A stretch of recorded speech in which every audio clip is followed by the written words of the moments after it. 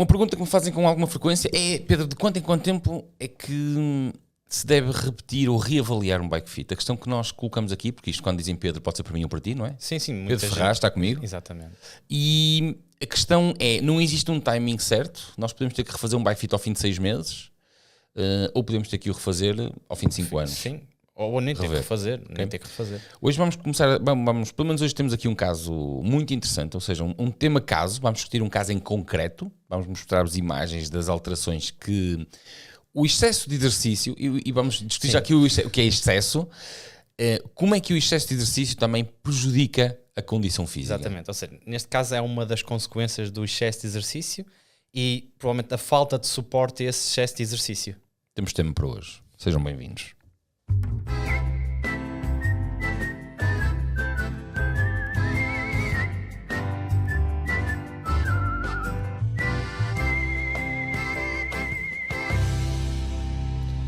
Ora então, Pedro Silva e Pedro Ferraz.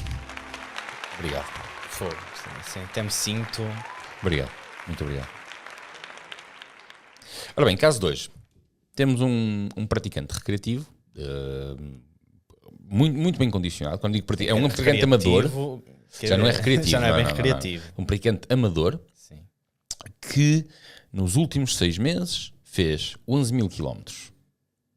Faz muito mais quilómetros de bicicleta do que eu faço carro. Tenho um histórico dele de anos, já de avaliações. É uma pessoa que faz avaliações com frequência.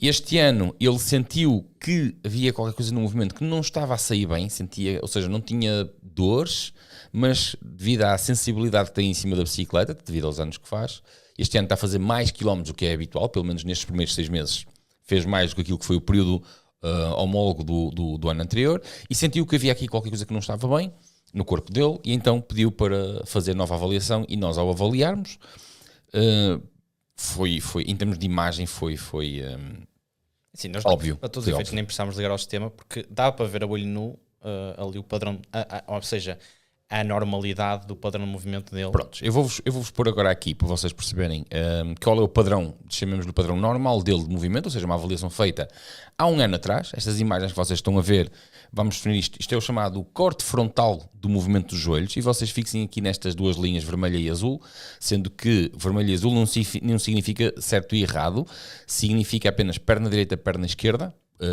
Tem lá, os lados têm cores diferentes, porque isto como é um sistema tridimensional e nós conseguimos estar a avaliar em tempo real quando nós, por exemplo, colocamos carga, e quando eu digo carga é, por exemplo, a pessoa está a pedalar a 100 watts, nós queremos pôr 250, 400 para ver como é que o movimento se adapta à carga, não é?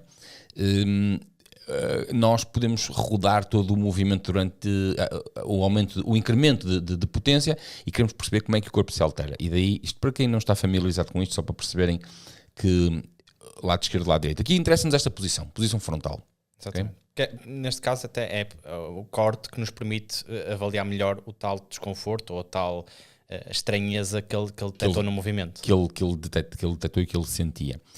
Pronto, então agora vamos pôr aqui a imagem da avaliação recente, sendo que esta que tiramos foi de há um ano atrás, e esta é a atual. E a perna esquerda tem efetivamente aqui um movimento completamente errado. Exatamente. Isto aqui acaba por não ser, como tu disseste, Pedro, acaba por não ser necessário ligar o sistema, ou seja, registar, mas nós quisemos registar a posição para perceber, sim. para fazermos até depois um seguimento da evolução da posição. Posso dizer que tenho registros dele dos últimos 8 anos, não estou em erro, e nós agora temos aqui este erro. O nosso trabalho como técnicos é, sendo que existem uns registros disto tudo, aquilo que nós colocamos é como é que se corrige agora este problema, e de onde é que veio este problema, sendo que ele não o tinha há um ano atrás. Exatamente, porque há muita gente que não chega aqui com o mesmo problema de que ele, mas não significa que a solução seja a mesma. Para toda a gente, não é? Como é óbvio, não podes aplicar a chapa 5 a toda a gente. Não é? Tem que tentar perceber como é que está a ser o estímulo que a pessoa está a dar em termos de treino, se alterou alguma coisa em termos de calçado, se alterou alguma coisa em termos de posição na bicicleta, mas no caso dele foi uma coisa mais específica. Uma coisa muito comum é que, por exemplo, este tipo de movimento errado que ainda está aqui na imagem podia perfeitamente ser de uma travessa mal ajustada. Exatamente. Não é? Por isso é que quando nós começamos uma avaliação biomecânica, a primeira coisa que nós vemos, a primeira coisa que nós avaliamos é quando a pessoa entra pelo gabinete, estamos a olhar para os pés. Já estamos a olhar para os pés. Já estamos a olhar que é para perceber como é que a pessoa caminha, porque depois aquela amplitude Pessoal, que nós damos... isto não é fetiche, nós não temos fetiche de olhar para pés. É mesmo uma questão de trabalho. É trabalho. Profissional. E nós começamos a olhar que é para perceber como é que vamos colocar as travessas. Isso tem muita influência. Acontece com muita frequência chegar aqui e ter uma travessa diferente da outra, o que até pode ser plausível, não é? Sim. Ou seja, os pés não são todos iguais e pode haver, em algum caso, em que seja preciso ter um ajuste mais específico de um sapato para o outro. Isto para dizer assim, alguém que nós não conheçamos, isto pode ser uma travessa simplesmente mal ajustada, que durante a avaliação já não ia acontecer porque a travessa já teria sido corrigida. Okay? Pode também ser, por exemplo, um conflito femoral-acetabular. Só de um lado, ou seja, alguém que já está com algum problema na anca e está a criar aqui, e tem aqui um problema e tem que alterar o movimento. O corpo acaba por fazer uma espécie de mecanismo de defesa, então para não criar dor acaba por fazer movimentos compensatórios e então torna ali aquela oscilação, neste caso é exatamente, aqui uma adução-abdução muito superior, neste caso na perna esquerda, aqui, mas neste caso em particular, que é isso que nós estamos a discutir, sendo que nós tínhamos um movimento dentro daquilo que era normalizado, chamemos-lhe assim, corrigido, com um pedalar com performance, com conforto, e o praticante começa a sentir esta estranheza, chega aqui e o que é que nós conseguimos identificar? Isto é uma descompensação muscular, ou seja, neste período de 11.000 km, neste primeiro meio ano, houve uma descompensação muscular muito significativa. Sim, porque ele perdeu bastante peso, ou seja, ele está com um percentual de massa gorda extremamente baixo. Exatamente. Nós olhávamos para ele, víamos logo pelas fibras, conseguimos perceber que estava com um percentual de massa gorda extremamente baixo. O problema é que quando há alterações drásticas de peso... Nós apontamos para um índice de massa gorda aqui nos 6 a 8%. Sim, à volta disso. E 8% estou a ser otimista. Sim, se calhar até menos. Sim. Ele estava extremamente seco, extremamente fibrado. Pele extremamente fina, a pele já parecia aquele papel. Sim. Muito fina. E logo aí, atenção, quando há uma perda, quando há uns índices de gordura desta natureza, é logo aqui um sinal de alerta para a questão muscular. Sim, porque quando, lá está, é uma alteração drástica de peso. À partida é quase impossível tu perderes só massa gorda. Ou seja, perdeste massa muscular. Ou seja, perdes massa muscular, vais perder força. Aqui, tendo perdido significativamente mais numa perna do que na outra, acontece também porque a perna dominante dele é a direita, não é a esquerda. Pois, ou seja, neste caso ele conseguiu basicamente manter na perna que é mais dominante dele, mas na outra que já não é tão dominante, acabou por lá está, sofrer mais essa perda e lá está. Daí o tal padrão de movimento mais anormal naquele lado. E agora o pessoal daquele lado perguntando assim, ok, e vocês como é que interviram sobre isso, como é que vocês corrigiram? Sendo que é uma pessoa já com um historial, a bicicleta estava corretamente afinada, no fundo é preciso ver isto aqui como quase como fazemos uma ressonância magnética. Estou aqui a dar um exemplo, um raio-x, uma ressonância, ou seja, levar a pessoa ao sistema para compreender exatamente o que é que está a acontecer ali e depois a partir dali criar as soluções. As soluções, neste caso em particular, não passam por alterar as medidas da bicicleta. Não. Passa por fazer um trabalho fundamental e urgente fora da bicicleta. Ou seja, neste momento o objetivo foi nós passarmos uma receita, por assim dizer, mas com exercício. Fora da bicicleta. Ou seja, neste caso vai ter que ser em nível de reforço de abdutores. Neste caso passou um bocadinho mais por ti, porque és mais especializado em trabalho de força, não é? Ou seja, trabalho de academia, trabalho de força, e foste tu que fizeste a prescrição para todos os efeitos do exercício. Sim. Ou seja, basicamente é aquele trabalho com bandas, chato.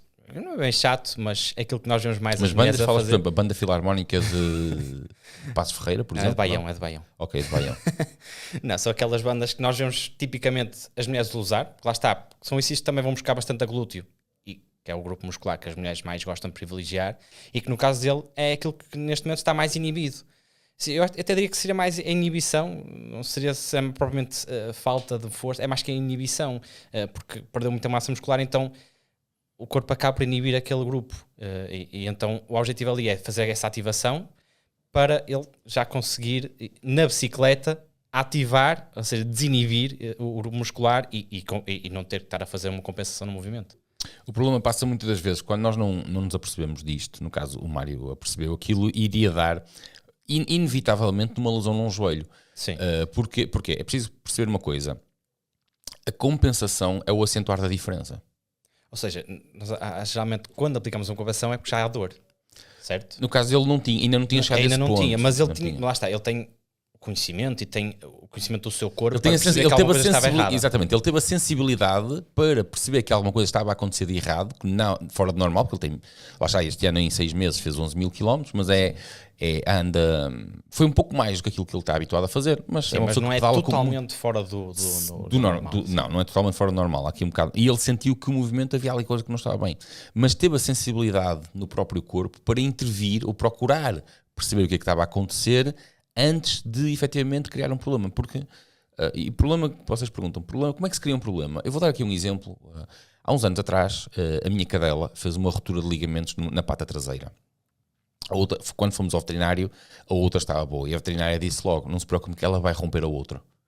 E eu disse, mas vai romper o outro? Como assim? É que ela agora vai passar a força toda para a outra pata e vai romper a outra, porque o corpo não está preparado para... por isso é que ela tem 2 patas e cresceu neste caso, aprendeu a distribuir a vida toda dela o peso por 2 patas. Para se defender daquela agora, porque aquela não está em condições de suportar o peso, a outra vai suportar mais do que aquilo que aguenta durante X tempo. E quando entrar numa fadiga que já não aguenta mais, rompe. Ponto. Ou seja, em vez de teres um problema vais passar a ter 2. Exatamente. Acaba por... ou seja, neste caso houve uma intervenção própria e muito consciente por parte do praticante a tempo e horas de perceber. Passou aqui, confirmamos efetivamente as suspeitas dele, no fundo foi isso, nós avaliamos, confirmamos que efetivamente, identificamos que o problema será ali, então uma descompensação muscular a nível do glúteo. Sim, glúteo, abdutores, sim. Exatamente. Que é isso, lá está.